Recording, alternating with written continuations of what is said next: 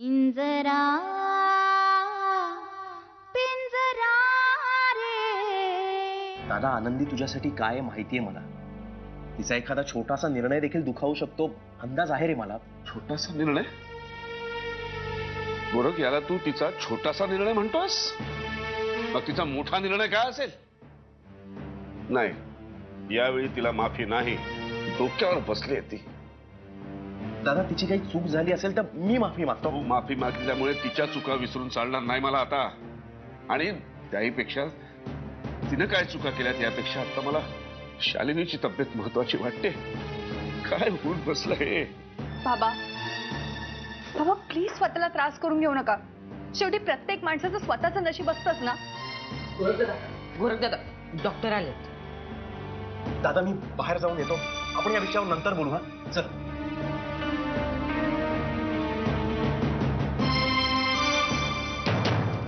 Gorakh, I am very sorry to say this, पण case हाताबाहेर गेली. डॉक्टर, केस हाताबाहेर गेली म्हणजे? हे बघा डॉक्टर, नक्की काय भानगड आहे? हो, इथे साप चावलेले लोक सुद्धा बरे होतात ना. मग खरंय, एक वेळेस साप चावलेला माणूस वाचू शकतो, पण समजा चहातलं जर पोटात विष गेलं तर असं एक केस वाचवणं फार कठीण. No no, I am very sorry. माझा चमत्कारांवर विश्वास नाही. आणि समजा असता तरी ह्या कंडिशनमध्ये चमत्कार देखील वाचू शकणार नाही.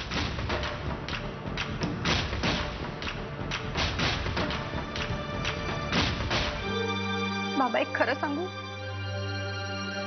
वीरचं आणि माझं लग्न झाल्यापासून मी एक रात्रही शांत झोपलेली नाहीये, फक्त त्या आनंदीच्या भीतीमुळे.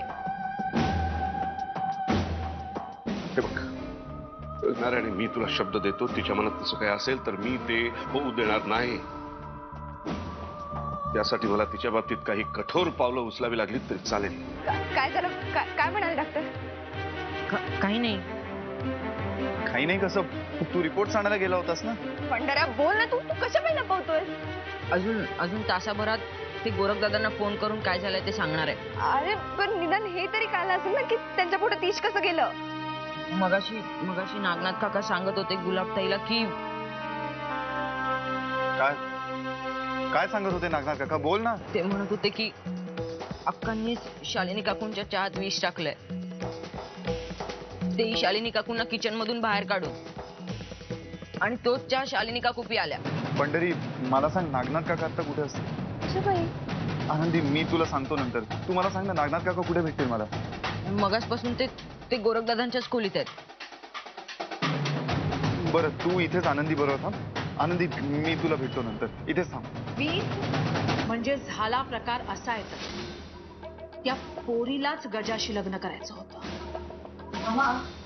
वीर आणि गोरख काका वेळेत पोचले नसते ना तर आतापर्यंत ती गजाशी लग्न करून माझ्या घरी पोचली सुद्धा असती. त्या पोरीपासून सावध राहा. ती हुशारच नाही तर लबाड आहे आणि ढोंगी सुद्धा. सध्या तिने फेकलेले सगळे फासे तिला कौल देत आहेत. आता बघ ना, खरं म्हणजे तिने जायचं होतं तर हा मृत्यू शालिनीच्या गळ्यात आला. मामा, आता तूच सांग, आपण तिचं काय करायचंय ते. सध्या तरी काही, कारण तुझा वीर जरा जास्तच अडकलाय त्या पोरी. मला नाही वाटत नागनाथ भाऊजी काहीतरी बरळतात. हाय ते समजा खरं आहे. खरं असेल ना तर मग एकदाचा सोक्ष लावायलाच हवा.